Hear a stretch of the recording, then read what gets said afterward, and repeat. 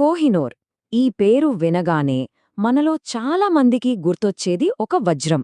కాని ఇది కేవలం ఒక వజ్రం మాత్రమే కాదు. శతాబ్దాల చరిత్ర, ఎన్నో యుద్ధాలు, కుట్రలు, శాపాలకు ఇది ఒక సజీవ సాక్షి. ఈరోజు కోహినూర్ వెనుక ఉన్న ఆ అద్భుతమైన, రక్తసిక్తమైన కథను మనం విశ్లేషిద్దాం. ఈ కథను పూర్తిగా అర్థం చేసుకోవాలంటే మనమొక ప్రశ్న వేసుకోవాలి. అసలొక రత్నానికి అంత విలువ ఎలా వస్తుంది? కోహినూర్ విలువ దాని క్యారెట్లలో లేదు, దాని వెనుకున్న ప్రయాణంలో ఉంది. ఎందుకంటే ఈ వజ్రాన్ని చరిత్రలో ఎవరూ డబ్బులిచ్చి కొనలేదు, అమ్మలేదు. ఇది ఎప్పుడూ జయించబడింది లేదా బలవంతంగా తీసుకోబడింది. అందుకే ఇది అంత అమూల్యమైనది. సరే, మరి ఈ వజ్రం కథ ఎక్కడ మొదలైందో చూద్దామా? దీని మూలాలు పురాణాల్లో, చరిత్రలో రెండింట్లోనూ పెనవేసుకుపోయాయి. ఇది సుమారు 13వ శతాబ్దంలో మన గోల్కొండ గనుల్లో దొరికినప్పుడు ప్రపంచంలోనే అతిపెద్ద వజ్రంగా దీన్ని భావించారు. దాని బరువు అక్షరాల 793 క్యారెట్లు. ఒక్కసారి ఊహించుకోండి ఎంత పెద్దదో. కాని ఇప్పుడు దాని బరువు కేవలం 105.6 క్యారెట్లు మాత్రమే. మరి ఇంత పెద్ద వజ్రం ఇంత చిన్నగా ఎలా అయిపోయింది? శతాబ్దాలుగా ఎన్నోసార్లు దీన్ని మళ్ళీ చెక్కారు. ఆ కథలోకి మనం తర్వాత వెళ్దాం. ఇక్కడి నుంచి దాని ప్రయాణం మొదలైంది. ఒకరి చేతి నుంచి ఇంకొకరి చేతికి, ఒక రాజవంశం నుంచి మరో రాజవంశానికి. ఇది కేవలం యుద్ధాల్లో గెలుచుకున్న ఒక సంపదగా మారిపోయింది. మొట్టమొదట కాకతీయుల దగ్గరుండేది. వాళ్ళు దీన్ని ఒక గుడిలో అమ్మవారికి అలంకరించారు. కాని అక్కడినుంచి ఢిల్లీ సుల్తానులు దీన్ని దోచుకున్నారు. అలా సుమారు 200 ఏళ్లపాటు ఎంతోమంది రాజుల చేతులు మారి చివరికి మొఘలుల దగ్గరకొచ్చింది. మొదటి మొఘల్ చక్రవర్తి బాబర్ తన డయరీ అయిన బాబర్నామాలో దీని గురించి రాశాడు. ఏమని రాశాడంటే, దీని విలువతో ప్రపంచం మొత్తం ఒక రోజంతా భోజనం చేయగలదు. ఈ వజ్రం గురించి మనకు దొరికిన మొట్టమొదటి అధికారిక రికార్డ్ ఇదే. ఆ తర్వాత 100 ఏళ్లకి తాజ్మహల్ కట్టించిన షాజహాన్ తన అద్భుతమైన, రత్నఖచితమైన నెమలి సింహాసనం మధ్యలో ఆ నెమలికి కన్నులాగా ఈ వజ్రాన్ని పెట్టించాడు.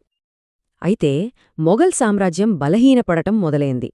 ఇక వాళ్ల దగ్గరున్న అపార సంపదల మీద బయటి దండయాత్రికుల కన్నుపడింది. 1739లో పర్షియా పాలకుడు నాదిర్షా ఢిల్లీ మీద దాడిచేశాడు. కాని ఎంత వెతికినా కోహినూర్ దొరకలేదు. అప్పుడే తెలిసింది మొఘల్ చక్రవర్తి దాన్ని తన తలపాగాలో దాచాడని. ఇక నాదిర్షా ఒక తెలివైన ఉపాయం పన్నాడు. దాన్ని ఎలా సంపాదించాడో చూడండి. తలపాగ విప్పగానే ఆ వజ్రం కింద పడింది. దాని కాంతికి నాదిర్షా కళ్ళు చెదిరిపోయాయట. వెంటనే అతను ఆశ్చర్యంతో కోహినూర్ అని అరిచాడు. పర్షియన్ భాషలో దాని అర్థం కాంతి పర్వతం. అప్పట్నుంచి దీనికి ఆ పేరొచ్చింది.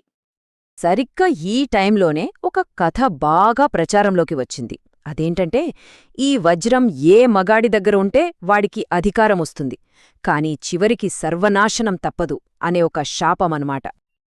నాదిర్షా హత్యకు గురైన తర్వాత కోహినూర్ ప్రయాణం ఆఫ్ఘనిస్తాన్కి చేరింది. అక్కడ కూడా చాలా చేతులు మారి చివరికి మళ్లీ భారతదేశానికి తిరిగొచ్చింది. దాన్ని ప్రాణం కన్నా ఎక్కువగా ప్రేమించిన ఒక యజమాని దగ్గరికి. ఆఫ్ఘన్ రాజు భార్య వాళ్లకు సహాయం చేసినందుకు కృతజ్ఞతగా మహారాజా రంజిత్ సింగ్కు ఈ వజ్రాన్ని ఇచ్చింది. ఇస్తూ దాని విలువ గురించి ఎంత అద్భుతంగా చెప్పిందో చూడండి. ఆయన్ని పంజాబ్ సింహం అనేవారు. రంజిత్ సింగ్కి ఈ వజ్రమంటే పిచ్చి. పండగలప్పుడు, చివరికి యుద్ధానికి వెళ్తున్నప్పుడు కూడా దాన్ని తన భుజానికి కట్టుకునేవాడు.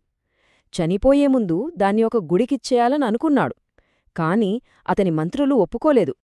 1939లో రంజిత్ సింగ్ చనిపోగానే ఆయన సామ్రాజ్యం అల్లకల్లోలంగా మారిపోయింది.